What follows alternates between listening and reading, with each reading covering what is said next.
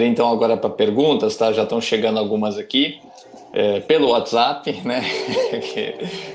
tem a sua utilidade com certeza, cria muitos problemas, mas também tem a sua utilidade.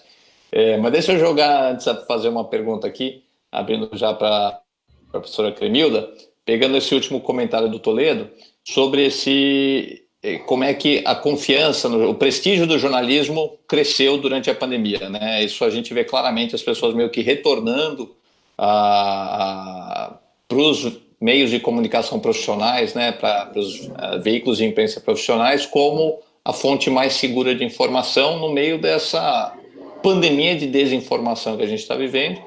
E desde o fim desse monopólio, aí, como o Toledo colocou, que a imprensa tinha sobre a transmissão de informação, hoje você tem infinitos canais, infinitos publishers aí, todo mundo criando as suas próprias mídias. Isso introduziu uma quantidade gigantesca de ruído no sistema, né? Você tem muita informação e é inconcebível até você pedir para as pessoas conseguirem fazer uma triagem em tempo real dessa avalanche de informações que chega para elas.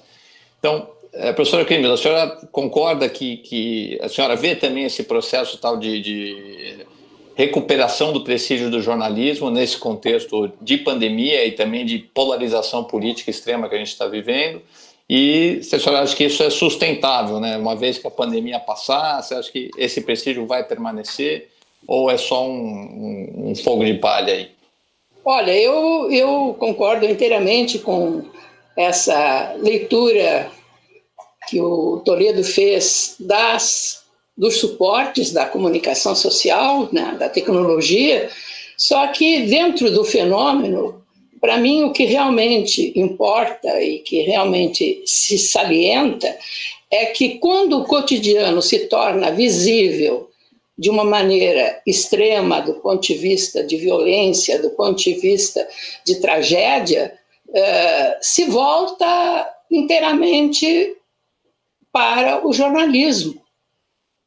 Hoje, por exemplo, a gente fica presa à informação do Líbano.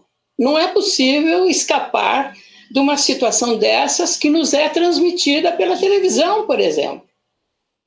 Hoje, na televisão, vai se salientar aquela narrativa autoral.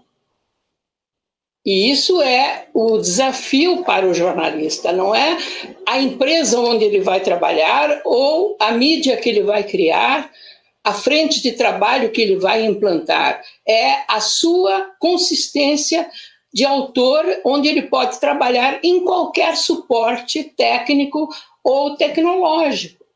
Então, eu vejo hoje a cobertura do Líbano, por exemplo, por dois autores que me dão um contexto, raízes históricas, culturais, da situação do Líbano, as hipóteses desse acidente ou não acidente, né? Tudo essa discussão de autor está em dois repórteres que estudaram e desenvolveram uma narrativa sobre Líbano. Por exemplo, o Guga Chakra e o Lorival Santana. Né? Então, nós temos dois autores que vão se destacar em qualquer suporte. Pode ser na revista Piauí, pode ser na TV Globo, pode ser na Globo News, na CNN, ou no UOL, ou em qualquer lugar. Né? Então, eu insisto que realmente, quando o cotidiano é forte, visível, tremendo, numa tragédia, numa violência, ele exige jornalismo.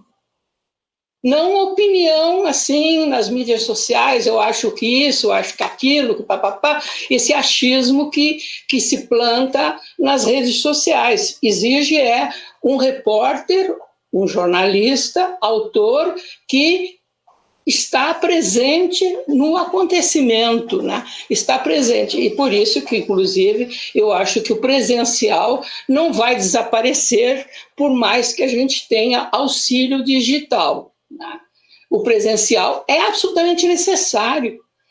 E eu tive um estudo que eu fiz com 139 jornalistas brasileiros que fizeram um depoimento sobre a cobertura da Covid-19 para o Jornalistas e Companhia, aqui em São Paulo, 139 jornalistas brasileiros. E a grande unanimidade é da importância do jornalismo, não de que o jornalismo vai desaparecer do ponto de vista, então, da diluição, né, da informação, que não é informação, é opinião, pelas mídias sociais. Né? Então, essa presença do jornalista, é claro que com todos os problemas que eles apontam, os problemas da empresa, né, do formato empresarial, o problema da pandemia e da importância de estar presente, mas ter o risco de não poder estar presente, né? As questões da briga com o governo Bolsonaro, tudo isso está presente nos depoimentos. Até o intimismo de que o jornalista, nessa circunstância da pandemia, expõe o seu próprio medo de ir ao mundo, de ir à rua. Isso também está presente nos depoimentos. Mas a questão mais unânime de todos é que o jornalismo se tornou super visível, como diz o Toledo, super importante, mas isso não é um fenômeno datado, não é hoje. É sempre que, eu vou insistir, o cotidiano trágico, tremendo, violento se torna visível. Se torna visível até universalmente, porque aí existe um arquétipo mundial, todo mundo presta atenção. Todo mundo quer saber. E aonde vai recorrer? Claro que pode recorrer pelos seus companheiros e parceiros. Hoje tinha gente no Líbano, por mídias sociais, tentando saber se os brasileiros tinham sido afetados, se não e tal. Há uma rede interna, mas a rede universal, quem nos vai dar é uma narrativa jornalística e não uma narrativa individual. Perfeito. Então, como é que você vê esse processo aí? Você mencionou esse quase colapso, né? Essa deterioração do modelo de negócio tradicional do jornalismo, que criou uma série de dificuldades. A gente viu um encolhimento muito expressivo aí do tamanho das redações aí ao longo dos últimos anos. Então você tem nessas empresas de jornalismo profissional cada vez menos profissionais com essa qualificação de um Guga Chakra, de um Lorival Santana aí que a professora mencionou.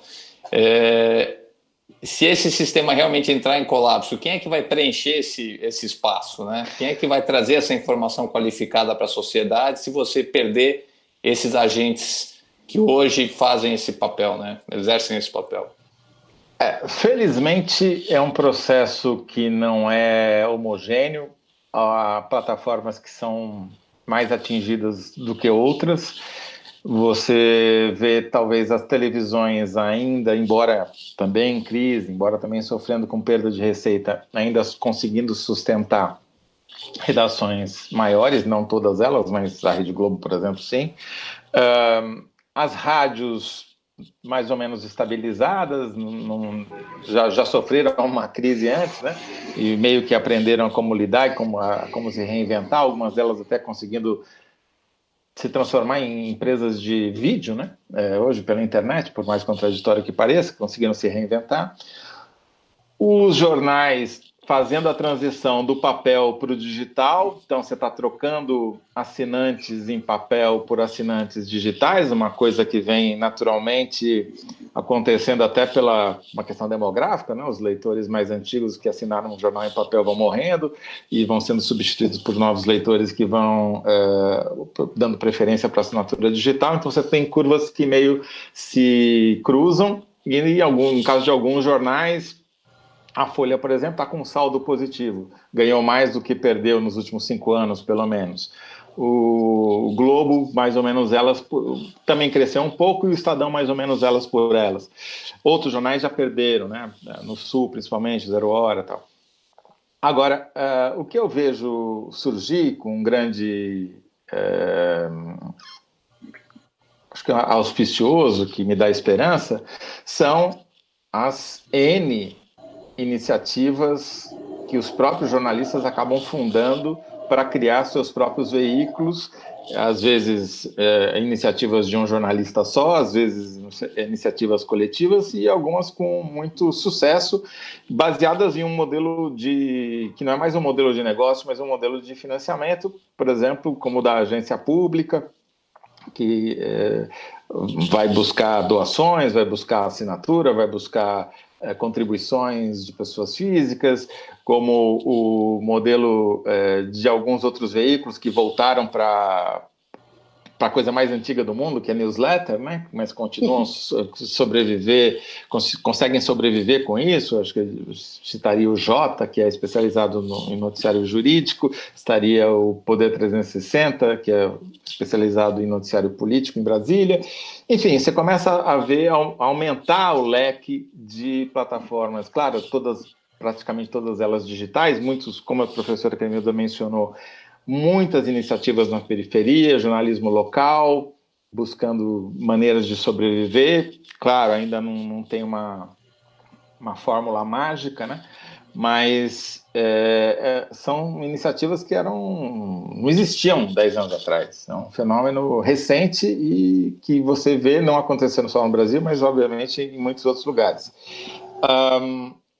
O que eu vejo também, agora paralelamente acontecer, é que uma espécie de, não sei se culpa ou se necessidade política, mas as plataformas das mídias sociais investem cada vez mais em jornalismo, né? No sentido de financiar projetos, começam a discutir pagar por conteúdo, como o Facebook começou a fazer, talvez outras comecem a fazer também.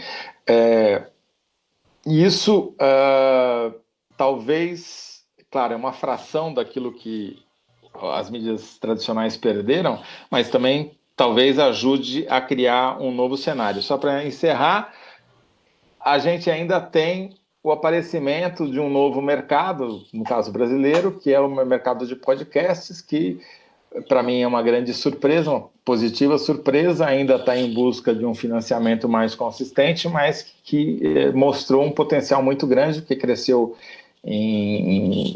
embora já haja podcasts tradicionais há muito tempo no Brasil, essa explosão recente dos últimos 2, 3 anos mostrou que existe uma demanda reprimida por esse tipo de mídia apenas exclusivamente em áudio, que acaba criando uma relação muito pessoal e poderosa entre o público e os jornalistas, o que é também, não só jornalistas, mas também jornalistas, o que amplia um mercado que estava afunilando. Vou trazer agora 2 perguntas aqui mandadas pelo pessoal que está assistindo.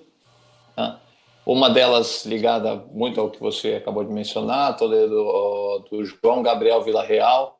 Ele fala sobre o WhatsApp, né, que eu também mencionei, que é a rede social mais propícia ao espalhamento de fake news, mas também é a mais acessível à maioria da população, né? Tem uma penetração muito grande para a transmissão de informações. Então, de que forma que o jornalismo pode e deve entrar no WhatsApp para competir com esses agentes de desinformação que estão atuando nessa plataforma?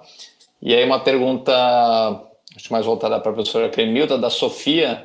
Ela pede para abordar o papel histórico dos jornais na satirização política em protesto ao autoritarismo, como no florianismo, getulismo e bolsonarismo. E aí eu vou jogar já uma terceira pergunta também, vocês abordam aí como acharem melhor, do Sidney, que ele pergunta como considerar os veículos de comunicação que trabalham para interferir nos processos democráticos. E aí eu deixo a vocês a interpretação do que ele está querendo dizer com isso, de interferir em processos democráticos, né? Então, professora Cremilda, primeiro, por favor. Olha, o jornalismo, como eu disse no começo da minha apresentação, ele tem esse papel histórico de quarto poder e, portanto, de fiscalização dos outros 3 poderes. Isso não seria interferência nos processos democráticos, mas, pelo contrário, afirmação do processo democrático se o jornalista e o jornalismo que ele pratica faz a ponte com a sociedade, faz a mediação com a sociedade. Então, ele, circulando na sociedade, colhe, na pluralidade dessa sociedade, colhe as suas questões para enfrentar qualquer outro, vamos dizer assim, outro autoritarismo, para chegar naquele outro tema, autoritarismo de um dos três poderes da democracia e do Estado de Direito. Eu acho que a mediação social é justamente essa de levar as demandas da sociedade para os três poderes e ficar atento se essas demandas são ou não desvirtuadas. Essa é a mediação que o quarto poder faz em relação aos outros três poderes. O autoritarismo é uma vocação humana, todos nós temos a nossa voz autoritária, o jornalista também a tem muitas vezes, e só uma constante consciência crítica é que pode atenuar os efeitos desse autoritarismo. Agora, quem não tem essa consciência crítica, funciona no detonador assim, interno, autoritário, não tem como exercer uma responsabilidade social dentro da democracia, seja um governante, seja um repórter, um jornalista, seja um membro de um condomínio, de um prédio. Agora, uma coisa que eu queria salientar e que se esquece muitas vezes é que essa complexidade e essa pluralidade das sociedades contemporâneas tem muito a ver com a demografia. Eu gosto muito dessa perspectiva de análise de um grande estudioso da USP, que já foi reitor, que é o professor Jacques Markovitch, e ele, seguidamente, ele nos mostra a importância do estudo da demografia. O Brasil foi o país que mais cresceu proporcionalmente no século XX, a população brasileira.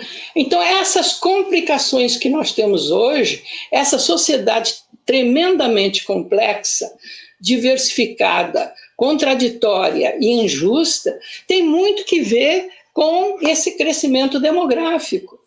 Então, é claro que hoje é preciso inventar novas frentes de trabalho para o jornalismo, porque essa demografia exige.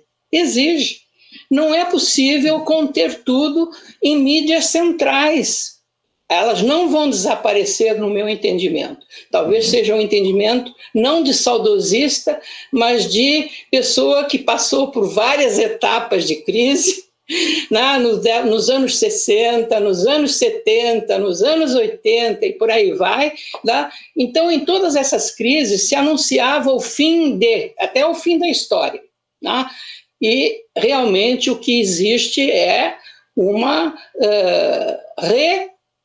reestruturação do caos.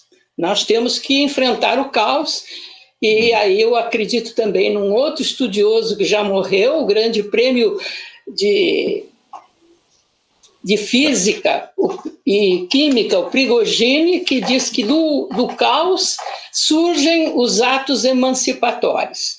Então, eu me valho dessa ponte para o futuro.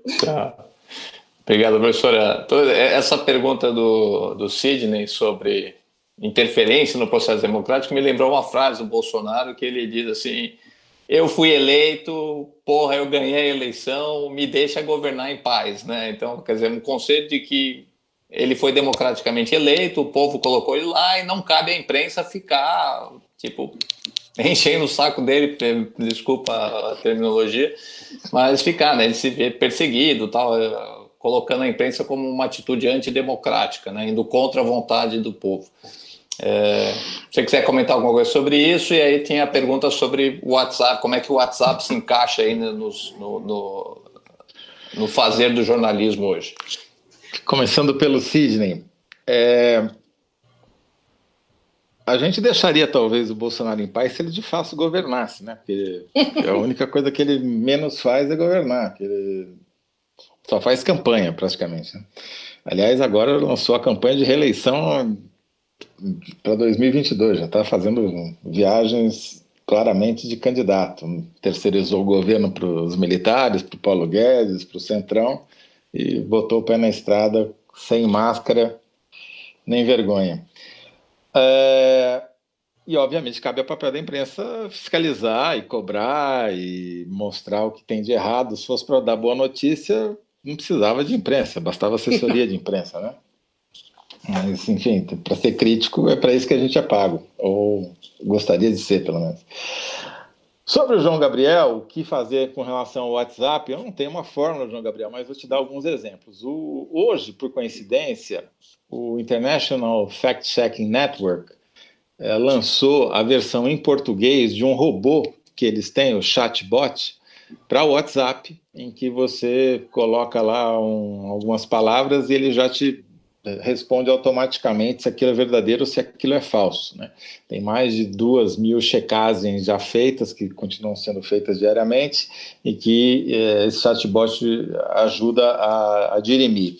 Mas eu acho que o principal papel é entender o papel do WhatsApp na democracia e na política, como, por exemplo, a Patrícia Campos Melo fez brilhantemente numa reportagem, num conjunto de reportagens para a Folha, que depois acabaram desaguando num livro que ela lançou semana passada, exatamente sobre esse assunto, e é muito bom. Recomendo a Patrícia, que até acabou ganhando o Prêmio Maria Morskeba também 2 semanas atrás, muito merecido, pelo reconhecimento, justamente, entre outros, por esse trabalho. Eu só queria trocar num ponto que eu acho que é relevante, que desde que a professora Cremilda mencionou e repetiu isso várias vezes sobre a questão da autoralidade, não sei se existe a palavra, mas assim, desse ser autoral, do jornalista como ser autoral, as mídias sociais também estão nos colocando numa situação peculiar, eu diria. Porque no veículo, no jornal, na televisão, no rádio, etc., você tem alguns limites, né? Até técnicos, ou de tempo, ou daquilo que você pode falar, daquilo que você pode escrever, do jeito que você pode se comunicar. Claro, algumas pessoas conseguem fazer isso com um toque mais pessoal, uma marca mais pessoal do que outras, mas o veículo ainda é muito mais importante do que o jornalista. O exemplo que eu costumava dar, eu, durante alguns anos, editei a coluna Painel na Folha de São Paulo, coluna política, de notas. No meu tempo, o Painel não era nem sequer assinado. E a gente, no Painel, tinha um prestígio junto aos políticos muito maior do que o reportariado comum, porque era uma sessão muito lida e os caras queriam aparecer no painel de algum jeito, mesmo que as ideias, se não pessoalmente, as ideias dele. Então, toda vez que você ligava para um governante, um político, você era atendido. E o grande choque de realidade é no dia que você saía da coluna Painel e voltava para o reportariado normal e você descobria que aquelas fontes não eram suas, as fontes eram da coluna, né? E isso, para mim, foi uma coisa que me marcou muito, para mostrar como o veículo, durante muito tempo, era muito mais relevante do que quem trabalhava nele. As mídias sociais mudaram um pouco isso, né? Os jornalistas conseguiram criar exércitos de seguidores no Facebook, no YouTube e principalmente no Twitter, né? Que é essa câmera de ressonância do debate político nacional e internacional. E o que eu acho curioso, porém, é que nas mídias sociais, onde você tem muito mais liberdade para se manifestar, você acaba também correndo o risco de virar escravo do seu público, né?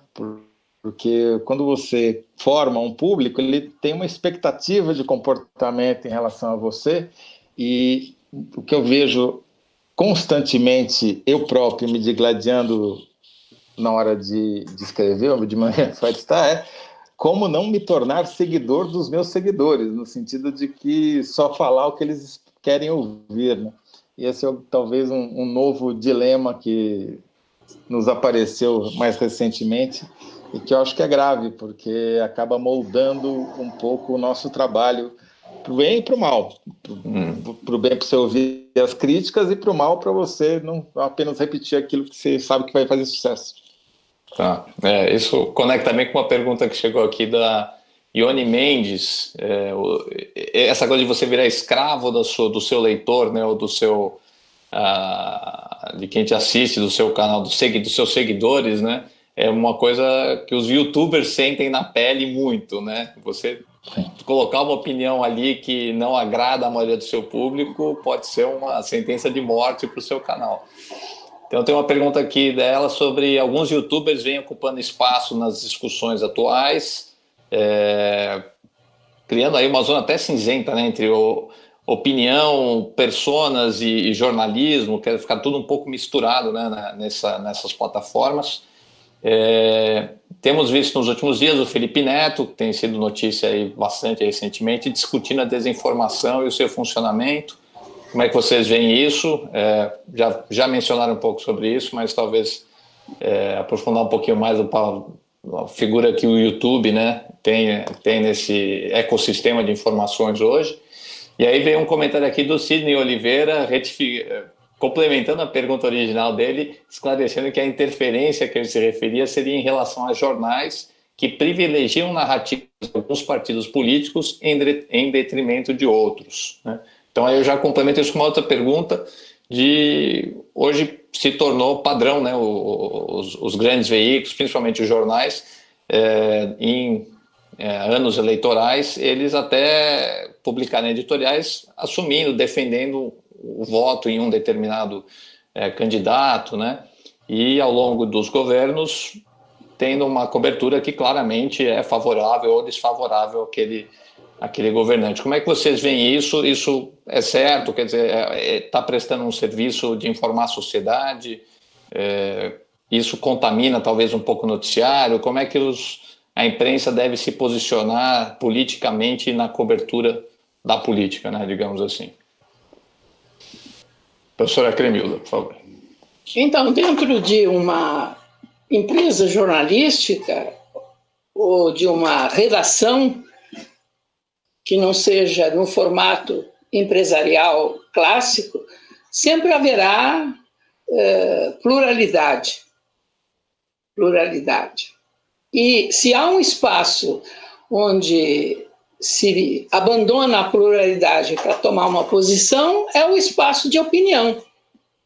Agora, eu penso que o outro espaço, que é o espaço da reportagem, é aquele que pode me levar a essa mediação social.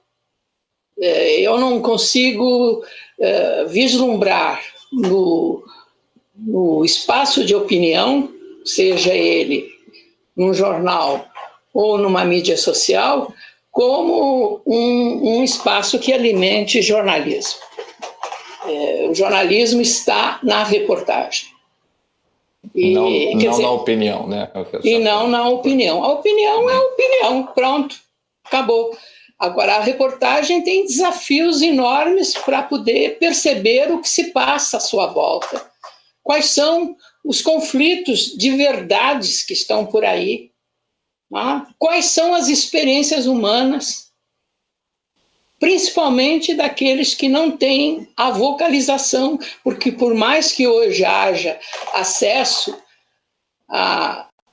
às mídias digitais, nós temos muita gente sem acesso. Agora, na pandemia, ficou claro, o mundo rural, por exemplo, as crianças do mundo rural, sem possibilidade de ter a escola, de ter a educação à distância, né?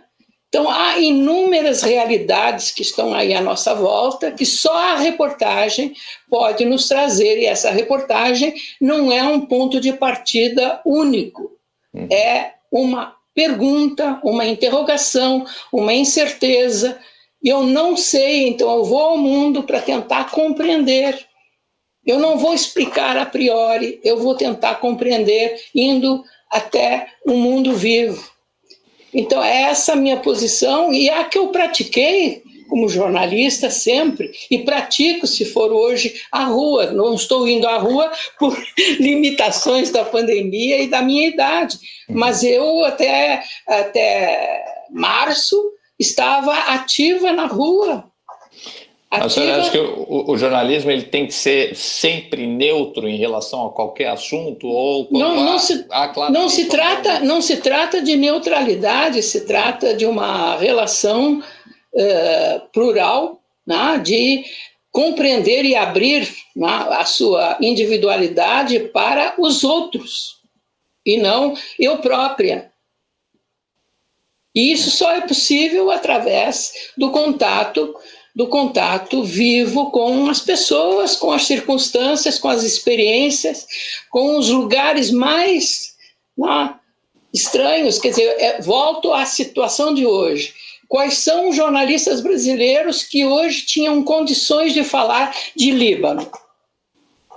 Não é o que vai na internet fazer uma pesquisa de última hora. Não, são aqueles que já estiveram lá, que estudaram, que, enfim, se dedicaram a conhecer mais profundamente, por exemplo, as múltiplas religiões do Líbano. Eu vi essa explanação de um jornalista que eu realmente fiquei espantada, porque eu não sei nada. O problema é que, assim, junto com essa reportagem, a pessoa recebe outras 10. Exatamente, e esse é o nosso caos. Esse é o nosso caos. Mas a gente, quando não tinha internet, ia para um bar ou para um salão de beleza, e a boateira que estava lá plantada era também incrível. Se eu quisesse me apegar, então, ao meu gueto, à minha tribo, eu tinha opinião formada sobre tudo. Isso bastava ir a um bar ou ir a um salão de beleza. Certo. Toledo, como é que você vê essa questão aí dos veículos tomarem partido em algumas situações, em situações eleitorais, e também, se você tiver tempo, falar um pouquinho sobre o YouTube aí? Os veículos, durante muito tempo no Brasil, seguiram sempre. Tinha uma posição, tinha um lado, né? Apoiavam um candidato, apoiavam um partido, apoiavam um conjunto de ideias. Eu acho que a ideia de um jornalismo um pouco mais equidistante, em que você ouvisse não só o seu lado, mas também o outro lado, né? Eu acho engraçado essa terminologia, o outro lado. Como se fosse só dois, né? Fossem só dois. Mas começa talvez... talvez muito cabotismo falar nos anos 80 na Folha, mas já vinha de antes com algum Jornal do Brasil, talvez, o Estadão a seu modo também, de alguma maneira, mas essa visão mais americanizada, inclusive, da maneira de fazer o jornalismo, acho que vem daí, e ela também, por influência dos Estados Unidos, ela vai sendo colocada em xeque à medida que a imprensa americana também vai se polarizando. E aí eu acho que o exemplo clássico é o exemplo da MSNBC versus Fox News, né? Que o canal dos republicanos versus o canal dos democratas. E aqui também vai se assumindo essa atitude, não, o bom é ter um lado e a gente só vai falar desse lado, se você quiser saber do outro lado, você vai ler o outro, vai assistir o outro canal e tal. Eu acho que é uma visão um pouco empobrecedora. Eu acho que você tem que ter a obrigação de tentar ouvir o máximo de lados que você puder, porque você sempre aprende alguma coisa nova, gostando ou não gostando do lado que você está entrevistando. Aliás, pouco importa se você gosta ou se não gosta. Aliás, se você não gosta, você tem que se esforçar ainda mais para ouvir de verdade o que a pessoa tem a dizer, né? Eu sempre costumo brincar com os repórteres e falar, olha, a gente apurou um pedaço da história que não é nem a metade, porque o resto, só o chamado outro lado é que vai te contar, porque ele tem uma perspectiva que não é a nossa, que descobrimos um furo, que fulano cometeu uma irregularidade. O cara que cometeu a irregularidade, ele vai ter uma perspectiva completamente nova sobre aquela história que nós não temos. O repórter, o editor não tem, porque ele, né? É importante ser ouvido, até nessas circunstâncias. O criminoso também é importante ser ouvido, por mais difícil que seja a justiça, crie embaraços para que isso aconteça. Então, esse negócio de você estar disposto a ouvir o outro nunca foi tão importante, porque nas mídias sociais o fenômeno é justamente o oposto, né? Você cria a sua própria bolha e só tem viés de confirmação, você só vai seguir quem você acha que vai confirmar aquilo que você já sabe. Então você não aprende nada novo, né? E gera esse fenômeno que acho que foi a Lúcia Guimarães que definiu tão bem como diarreia opinativa, né? Que só de muito pouco se aproveita ali, né? Porque opinião é barato, qualquer um tem, né? Agora, informação, reportagem é caro. Você precisa de gente dedicada, indo lá, um apurando. É verdade, mais, é isso. Depois o editor para dizer, não, faltou isso, não, faz assim, volta lá, entrevista mais em quem. Depois o checador falou, não, isso daqui tá errado. É uma equipe, é um trabalho em equipe. Eu acho que o jornalismo é um trabalho em equipe. Quanto mais em equipe ele é, melhor ele fica. E as mídias sociais são paraísos dos lobos solitários, né? Que cada um faz o que quer, diz o que quer, e as consequências, enfim, tem menos consequências do que quando o cara escreve alguma coisa no jornal que está mais sujeito a sofrer um processo, a coisa que vale. Né? Então, só para terminar aí, para não deixar sem resposta a questão do YouTube, acho que o YouTube ele é pouco falado como uma plataforma social com influência política. Ele tem uma influência política muito maior do que a gente costuma dar a ele, admitir, e com consequências determinantes, eu diria, até sobre resultados eleitorais. É um campo muito pouco. Tem alguns estudos que foram publicados no começo desse ano mostrando isso. A Piauí até publicou uma matéria do Bernardo Esteves sobre isso. Estudos feitos nos Estados Unidos, poucos estudos feitos no Brasil, mas certamente é um campo onde, por exemplo, o Bolsonaro não reclama que tem pouco espaço. Você tem o Felipe Neto, que foi citado na pergunta, milhões, quer dizer, alguns desses youtubers têm uma audiência maior do que muitos veículos de comunicação. O Felipe Neto está sendo tão alvejado nesse momento, né? Porque ele tinha uma posição talvez mais neutra, desinteressada pela política. No momento que ele toma uma posição política que é contra os interesses majoritários de quem está no poder, ele vira alvo automático das piores maneiras possíveis, né? Tentando associar ele a todo tipo de crime que ele não cometeu. Então, você vê como eles valorizam a influência do YouTube de quem tem muitos seguidores como ele, né? Já começaram a achar que o Felipe Neto ia ser de alguma maneira candidato, sei lá, coisa que vale, ou fosse avalizar algum candidato de oposição ao governo, e daí vem essa enxurrada de ataques a ele. Bom, mas vários youtubers realmente foram candidatos e foram eleitos. É verdade. Recentemente. Então, existe uma prerrogativa aí. Bom, Cremilda, nós estamos, infelizmente, já extrapolamos o nosso tempo. Vou abrir só para algum comentário muito breve aí, para a gente encerrar o programa de hoje. Tá? Por favor, professora Cremilda. Uma mensagem final aí sobre o futuro do jornalismo em tempos difíceis. Então, eu acho que o futuro que nós desejamos, né, é que a gente saia dessa situação terrível da pandemia, das violências humanas nós não vamos sair, porque elas são inerentes, mas estamos aí com aposta, como eu disse antes, no ato emancipatório do caos. Então eu aposto nessa possibilidade de reformulação constante, de nosso aperfeiçoamento e, enfim, da sobrevivência e da melhoria de todas as nossas condições humanas. Eu acho que as nossas mazelas estão muito bem situadas, para mim, em dois grandes e trágicos quadros. Primeiro, o do saneamento básico e segundo, da educação. Eu acho que os dois extremos são realmente questões que nos preocupam muito na sociedade brasileira. Perfeito. E temos que sair dessa. Obrigado.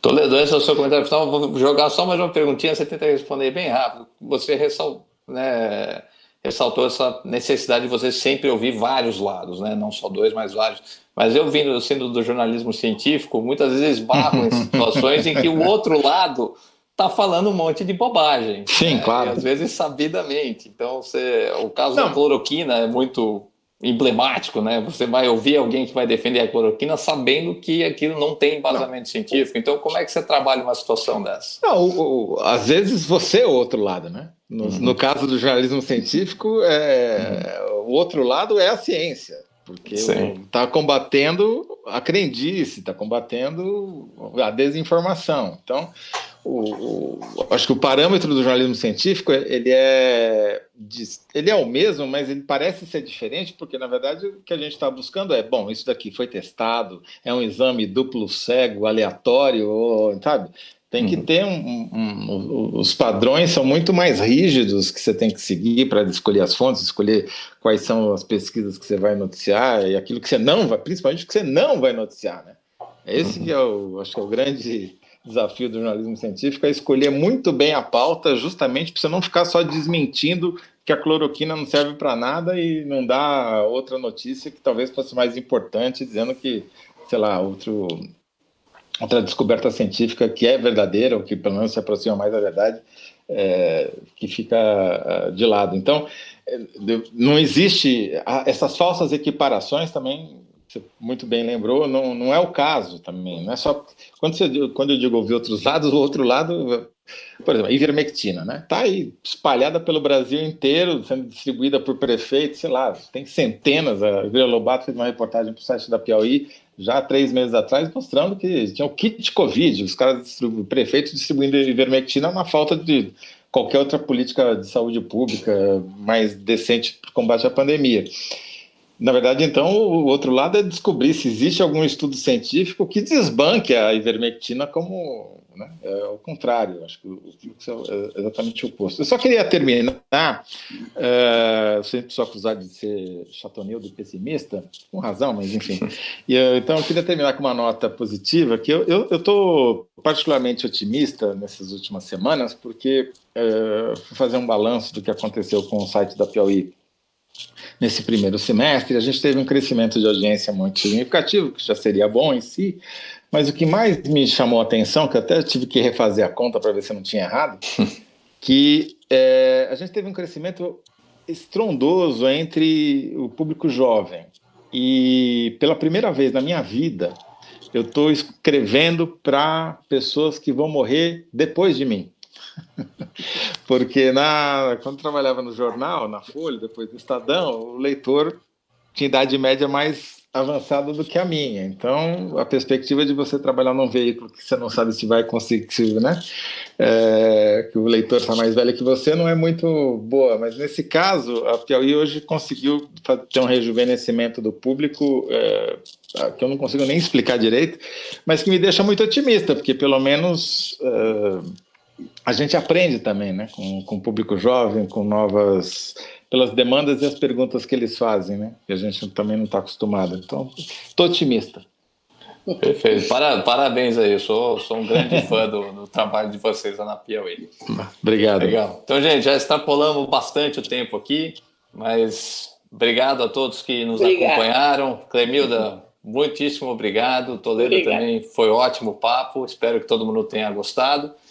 Fiquem ligados aí nos nossos canais do USP Talks para anúncio do próximo evento, que vai tratar do futuro da ciência no Brasil na pós-pandemia, né? Que já tinha muitos problemas antes da pandemia chegar, e a pandemia chegou, deu uma visibilidade enorme para a ciência, todo mundo está muito feliz com isso, mas a pandemia um dia vai passar e os problemas que existiam antes vão voltar. Então a gente vai tentar discutir um pouquinho isso aí. E contamos com um bom jornalismo sempre para apoiar a ciência e a democracia. Com certeza. Obrigado a todo mundo. Muito bom. Obrigado. Um grande abraço. Prazer vê-los aí. Tchau, Clemilda. Tchau. Obrigada. Tchau, tchau.